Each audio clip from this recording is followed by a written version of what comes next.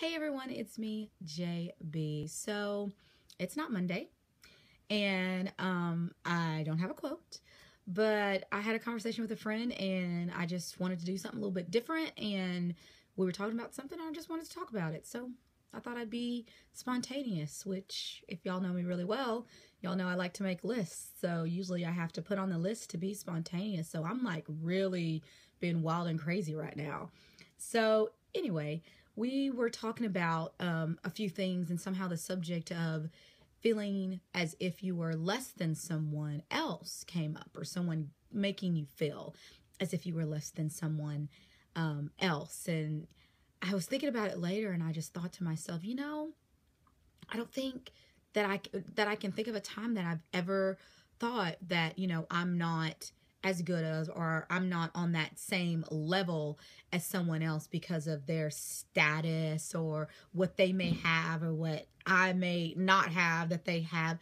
I just never really thought of it, and it really actually started to make me a little sad that it's a fact of life that there are people who feel as if they are less than. And I guess for me and my faith, I know that God has created us all equally.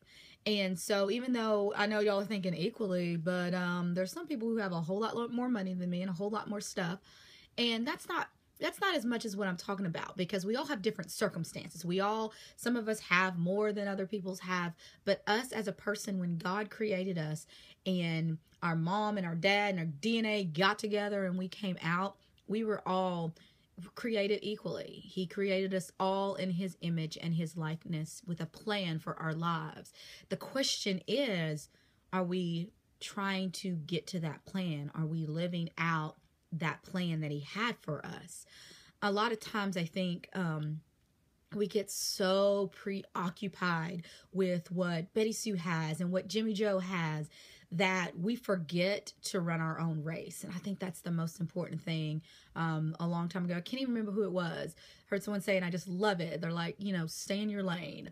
And I love that, because that's the truth. We have to learn how to stay in our lane. Now, I'm not saying that you can't look over and see, what's happening on the other side. But the thing is that when you look over and you see something better happen, you should be like, hey, congratulations, great job for you. But when it boils down to it, don't let that take you off of what God has for you, because their plan is not God's plan for your life. God's plan for your life is his plan for his life. And as long as you stay in your lane, then you'll get to that plan.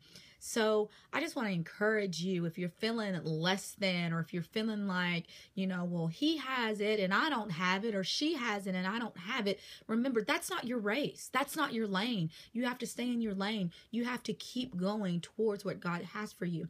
Because if you keep your eyes on what God has for your life, and you keep yourself in tune with what he's telling you, then you will get to where he has you. And it may not be what they have. It may be something better. It may be something just totally different, but it's going to be the perfect plan that God has for you. So this week, just walk in knowing that God's plan is perfect for your life, and just keep it going. And even if you have those little moments of, man, I wish I would have gotten there, just remember to press into him and be like, Lord, what do I need to do to get to that point where I can realize your pure and perfect plan for my life?